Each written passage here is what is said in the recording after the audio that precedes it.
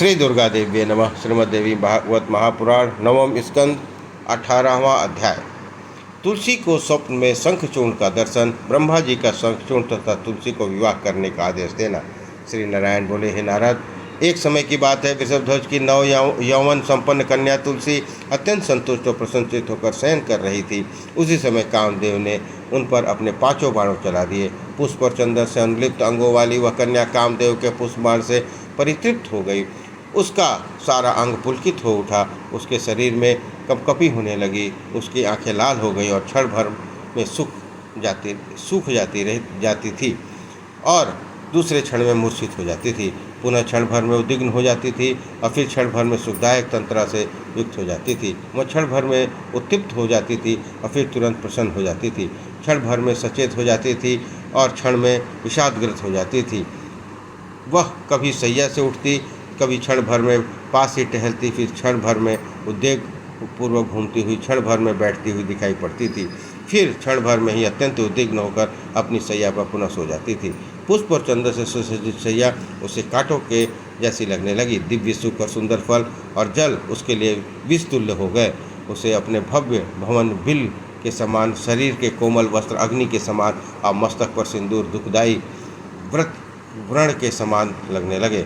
थोड़ी देर में तंद्रा की अवस्था में उस साध्वी तुलसी ने सुंदर विशेष वेश धारण किए हुए, उसने सभी अंगों में चंदन लगाए हुए और रत्नमय आभूषणों से अंकित एक सुंदर हुआ अवस्था वाले मुस्कान युक्त एक परम रसिक पुरुष को देखा।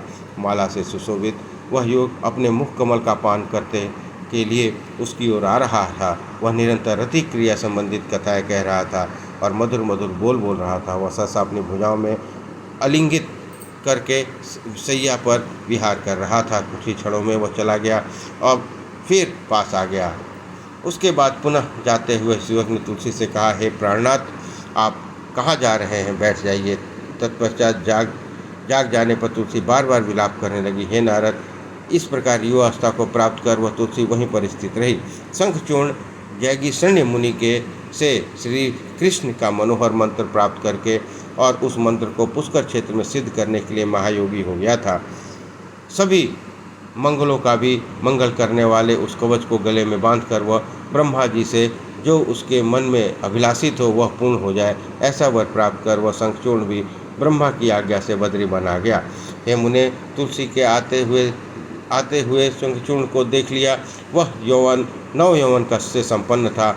उसकी कांति कामदेव के समान थी। उसका वर्ण श्वेत चंपा की आभा के समान थी। वह रत्नमय आभूषणों से सुशोभित था। उसका मुखमंडल शरद पूर्णिमा के चंद्रमा के समान था। उसके नेत्र शरतकालीन कमल दृश्य थे। वह अमूल्य रत्नों से निर्मित विमानों पर विराजमान था। वह अत्यंत मनोहर था। 2 रत्नमय कुंडलों से उसका गंड स्थल शोभायमान था। उसके परिजात पुष्पों की माला धारण कर रखी थी। उसका मुखमंडल मुस्कान से भरा हुआ था और उसका सर्वांग कस्तूरी कुमकुम से युक्त सुगंधित चंदन से अनुलिप्त था। ऐसे शंखचूर्ण को अपने पास देखकर वस्त्र से अपना मुख ढककर मुस्कुराती हुई और कटाक्ष के साथ बार बार उसकी ओर देखती हुई तुलसी ने नव मिलन के साथ लज्जावश अपना मुख नीचे की ओर झुका लिया। उसका चंद्रमुख शरद पूर्णिमा के चंद्रमा को भी लज्जित कर रहा था।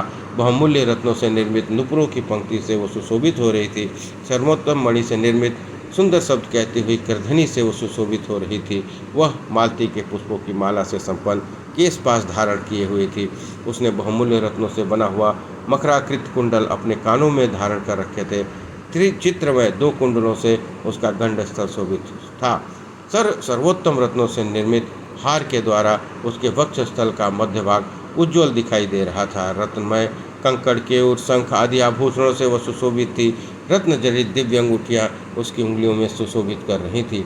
ऐसी भव्य, रमणीय, सुशील, सुंदर और साध्वी तुलसी को देखकर वह शंखचूर्ण उसके पास बैठ गया और मधुर वाणी मुझसे कहने लगा। शंखचूर्ण ने कहा, हे मानिनी, हे कल्याणी, हे सर्व कल्याणदायिनी, तुम कौन हो और किसकी कन्या हो? तो समस्त स्त्रियों में धन और मान्य हो।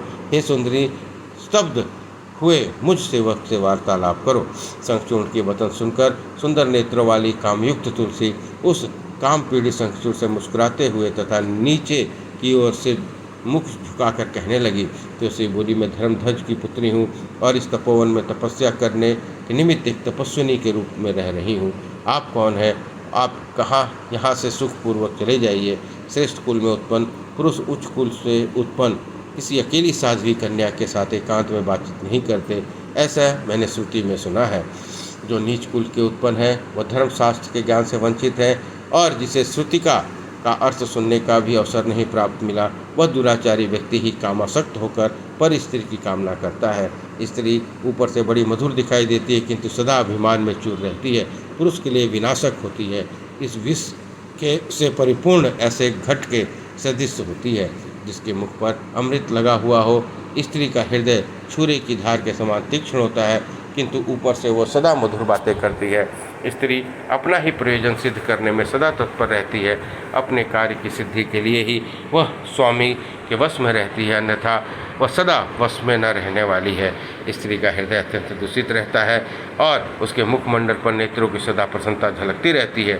श्रुति और पुराणों में जिन स्त्रियों का चरित्र अत्यंत दूषित बताया गया है, बुरे विचार वाले व्यक्ति को छोड़कर ऐसा कौन विद्वान और बुद्धिमान होगा जो उन पर विश्वास करता है। उनका कौन शत्रु है और कौन मित्र, ये नित्य नए नए पुरुष की कामना करती है।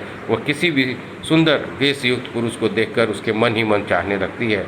ये बाहर से जितना हित साधने के लिए अपने सतीत्व का प्रयत्नपूर्वक प्रदर्शन करती है किंतु वास्तव में सदा कामातुर रहती है। मन को आकृष्ट करने वाली वे स्त्रियाँ कामदेव के आधार स्तंभ होती हैं। स्त्री बाहर से छल पूर्वक अपने को वासना वृत्ति से रहित दिखाती हैं, अपने प्रेमी को संतप्त करती हैं किंतु मन में समागम की अभिलाषा रखती हैं। वह बाहर से अत्यंत लज्जित दिखाई देती है परंतु एकांत में अपने प्रेमी के साथ हाथ परिहास करती हैं। रति का सुयोग न मिलने पर माननीय स्त्री कुपित हो जाती है और कलह करने लगती है। यथेष्ट संभोग से स्त्री प्रसन्न रहती है और स्वल्प संभोग से दुखी हो जाती है। स्त्री स्वादिष्ट भोजन, शीतल जल की अपेक्षा सुंदर, रसिक, गुणी और युवक पति की आकांक्षा करने में मन रखती है। स्त्री अपने पुत्र से भी अधिक स्नेह रसिक पुरुष से करती है। वह संभोग में कुशल प्रेमी को अपने प्राणों से भी अधिक प्रिय समझती है। स्त्री वृद्ध और संभोग करने में अक्षम पुरुष को शत्रु के समान समझती है और वह अत्यंत कुपित होकर उस पुरुष के साथ सदा कलह करती रहती है। जिस प्रकार सर्प चूहे को झपटता है उसी प्रकार स्त्री उस पुरुष की बात बात पर खाने को दौड़ती है। नारी दुस्सह की मूर्ति और सर्वदा समस्त दोषों की आश्रय स्थली है। ब्रह्मा विष्णु शिव आदि देवता के लिए भी स्त्री दुख साध्य है। मोह स्वरूपिणी नारी तपस्या के मार्ग से अर्गला दंड के समान और मोक्ष के द्वार पर कपाट के समान बाधक होती है। वह भगवान की भक्ति में बाधा डालने वाली और सभी प्रकार की माया की पिटारी है। वह संसार रूपी कारागार में सदा जकड़े रहने के लिए जंजीर के समान है। स्त्री इंद्रजाल रूप और स्वप्न के समान मिथ्या कही गई है। स्त्री बाह्य सौंदर्य तो धारण करती है किंतु उसके भीतरी अंग अत्यंत कुत्सित रहते हैं। शरीर का स्थिर विष्ठा, मूत्र और पीव आदि का आधार मलयुक्त दुर्गंध दोष से परिपूर्ण रक्त जनित और अपवित्र का रहता है। पूर्व संध्या में ब्रह्मा ने स्त्री का सृजन मायावी पुरुषों के लिए माया स्वरूपिणी के रूप में, मुमुक्षु के लिए विष स्वरूपिणी के रूप में और अपनी उसकी कामना करने वालों के लिए अदृश्य रूपिणी के रूप में किया था। हे नारद, उस चंद्रचूड़ ने ऐसा कहकर जब स्त्री चुप हो गई तब वो हंस कर कहना आरंभ कर दिया। शंखचूड़ ने कहा, हे देवी, तुमने जो कुछ कहा वो सब असत्य नहीं है किंतु अब मुझसे भी कुछ सत्य और कुछ असत्य के विषय में सुन लीजिए।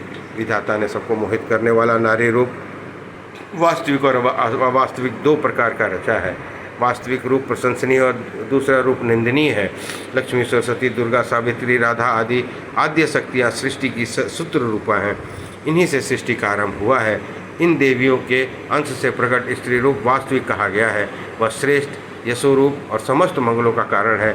शत्रुपा, देवहूति, स्वधा, स्वाहा, दक्षिणा, छायावती, रोहिणी, वारुणी, सची, कुबेर की पत्नी, आदिति, दिति, लोपा, मृदा, अनसुईया, कोटवी, तुलसी, अहल्या, अरुंधति, मेना, तारा, प्रभा, शिवा, ये आदि देवियाँ जो स्त्री रूप में प्रकट हैं, ये सब युग के श्रेष्ठ मानी गई हैं। जगदम्बा की कला के कलांश से उत्पन्न जो स्वर्ग की दिव्य अप्सराएं हैं, वे अप्रशस्त और संपूर्ण लोगों को पुंछली रूप कहा गया है। स्त्रियों का जो सत्य प्रधान स्वरूप है वह सर्वदा समोचिन है। आपके प्रभाव के कारण ही वे उत्तम और साध्वी स्वरूप स्त्रियां संपूर्ण लोकों में प्रशस्त हैं। उन्हीं को वास्तव रूपा कहना चाहिए, ऐसा विद्वान पुरुष कहते हैं। रजो रूप, तमोगुण और कलाओं से भेद से अनेक प्रकार की स्त्रियाँ प्रसिद्ध है। रजोगुण का अंश जिनमें प्रधान है वे मध्यम श्रेणी की हैं। वे भोगों में आसक्त रहती हैं। सुख भोगों के वशीभूत होकर वे सदा अपने ही कार्य में संलग्न रहती हैं। ये वे कपटपूर्ण, मोहकारिणी तथा धर्म के अर्थ से परांगमुख रहती हैं। अतः रजोगुण प्रधान स्त्री में साध्वी भाव कभी उत्पन्न नहीं हो सकता। विद्वान लोग इसे स्त्रियों का मध्यम रूप कहते हैं। तमो रूप दुर्निर्वार्य है। बुद्धिमान पुरुषों के लिए यह रूप को अधम कहा गया है। हे देवी, तुमने जो यह कहा कि उत्तम कुल में उत्तम विद्वान पुरुष निर्जन, जल विहीन और एकांत स्थान में किसी पर स्त्री से कुछ नहीं पूछता, यह तो उचित ही है। किंतु हे शोभामने, मैं तो इस समय ब्रह्मा की आज्ञा से तुम्हारे पास आया हूँ और गंधर्व विवाह की विधि से तुम्हें पत्नी का रूप में ग्रहण करूँगा। देवताओं के समझ संत्रस्त रहने वाला संक्षोण मैं ही हूँ। मैं धनुवंश में उत्पन्न हुआ हूँ। विशेष बात यह है कि पूर्व जन्म में मैं श्रीहरि के साथ उनके पार्षद रूप में रहने वाले 8 गोपों में सुदामा नामक एक गोप था। देवी राधिका के साथ से इस समय मैं दानवेंद्र बन गया हूँ। कृष्ण के मंत्र के प्रभाव से मैं पूर्व जन्म की सभी बातें जानता हूँ। मुझे तुम्हें भी अपनी पूर्व जन्म की बातें का स्मरण होगा और तुम उस समय तुलसी थी और श्रीहरि ने तुम्हारे साथ विहार किया था और वहीं तुम राधिका के कोप के कारण भारत भूमि पर उत्पन्न हुई हो। इस कारण मैं तुम्हारे इस रमण करने के लिए बहुत लालायित हूँ, किंतु राधिका के भय से कारण ऐसा नहीं हुआ। हे महामुने, इस प्रकार कहकर जब वह संक्षोण चुप हो गया तब प्रसन्नता से युक्त तुलसी ने हंसते हुए उसका कहना आरंभ किया। तुलसी बोली, इस प्रकार के सदाचार संपन्न विज्ञ पुरुष ही विश्व में सदा प्रशंसित होते हैं। कोई स्त्री काम से प्रेरित होकर ऐसे ही पति का सदा अभिलाषा करती है। आप जैसे उत्तम विचार वाले पुरुष से मैं निश्चित ही इस समय पराजित हो गई हूँ। निंदनीय और पवित्र पुरुष तो वह होता है जो स्त्री के द्वारा जीत लिया जाता है। पितृगण, देवता और बांधव, ये सब लोग स्त्री के द्वारा पराभूत व्यक्ति की निंदा करते हैं तथा माता पिता और भ्राता भी स्त्री जीत मनुष्य ही मन निंदा करते हैं। शास्त्रों में विदित है कि जन्म और मृत्यु जनित असौच से ब्राह्मण 10 दिनों तक, 10 दिनों में, क्षत्रिय 12 दिनों में, वैश्य 15 दिन में, शूद्र 1 मास में और वर्ण संकर अपनी मातृकुल परंपरा के आचरण के अनुसार शुद्ध हो जाते हैं। किंतु स्त्री से पराजित व्यक्ति सर्वदा अपवित्र रहता है और चिता दहन के काल में ही वह शुद्ध होता है। स्त्रीजित मनुष्य के पितर उसके द्वारा प्रदत्त पिंड और तर्पण को इच्छानुसार ग्रहण नहीं करते और देवता भी उसके द्वारा अर्पित पुष्प, फल और आदि को स्वीकार नहीं करते हैं। जिनके मन को स्त्रियों ने हर लिया है, उसके ज्ञान, तप, जप, होम, विद्या आदि यश से क्या प्रयोजन। आपकी विद्या का प्रभाव जानने के लिए ही मैंने आपकी परीक्षा ली है, क्योंकि कोई स्त्री किसी पुरुष की सम्यक परीक्षा करके ही पति रूप में उसका वर्ण करती है। जो मनुष्य गुणहीन, वृद्ध, अज्ञानी, दरिद्र, मूर्ख, रोगी, नीच, परम क्रोधी, अत्यंत कटु वचन बोलने वाला, पंगु, अंगहीन, अंधे, बहरे, जड़, गूंगे, नपुंसक तुल्य और पापी वर को अपनी कन्या देता है, वह ब्रह्म हत्या के पाप का भागी होता है। शांत गुणी युवक, विद्वान, सदाचारी वर को अपनी पुत्री अर्पण करने के से मनुष्य को 10 यज्ञों का फल प्राप्त होता है। कोई कन्या पालन पोषण करके यदि उसे बेच देता है, तब धन के लोभ से कन्या का विक्रय करने वाला वो मनुष्य को कुंभीपाक नरक में जाना पड़ता है। वहाँ पर वह पापी भोजन के रूप में कन्या के मलमूत्र का ही भक्षण करता है और चारों इंद्रियों की स्त्री पर्यंत कीड़े और कौवे को उसे नोचते रहते हैं। निरंतर वह फिर से जन्म प्राप्त करता है, अनेक रोगों से ग्रस्त रहता है। वह दिन रात मांस ढोता है, मांस क्रय विक्रय करता रहता है। यह निश्चित है कि हे तपोवने, इस प्रकार कहकर देवी तुलसी चुप हो गई। ब्रह्मा बोले, हे संक्षोण, तुम इसके साथ क्या बात कर रहे हो। गंधर्व विवाह की विधि के अनुसार अब तुम इसे स्वीकार कर लो, क्योंकि तुम पुरुषों में रत्न हो और यह साध्वी तुलसी भी स्त्रियों में रत्न है। यह प्रवीण स्त्री का एक प्रवीण पुरुष के साथ सहयोग बड़ा ही कल्याणकारी होता है। हे राजन, निर्वाध और दुर्लभ सुख को प्राप्त पाकर भला कौन उसका त्याग करता है। जो मनुष्य विरोध रहित सुख का त्याग कर देता है वह पशु है, इसमें संदेह नहीं है। इसके बाद ब्रह्मा जी ने तुलसी से कहा, हे सती, तुम ऐसे वाणी और समस्त देवताओं, असुरों और दानवों का दमन करने वाली पति की क्या परीक्षा ले रही हो।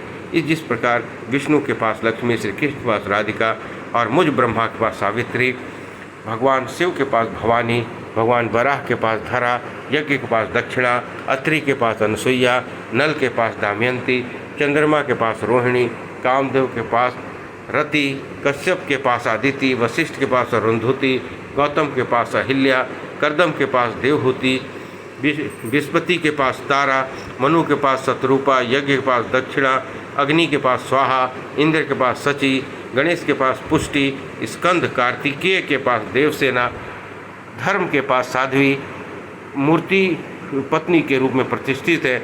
उसी प्रकार तुम भी शंखचूर्ण की सौभाग्यवती प्रिया बन जाओ।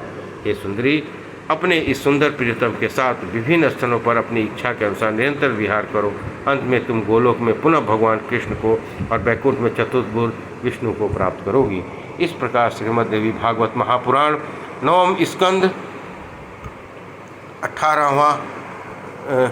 18वां अध्याय संपन्न हुआ।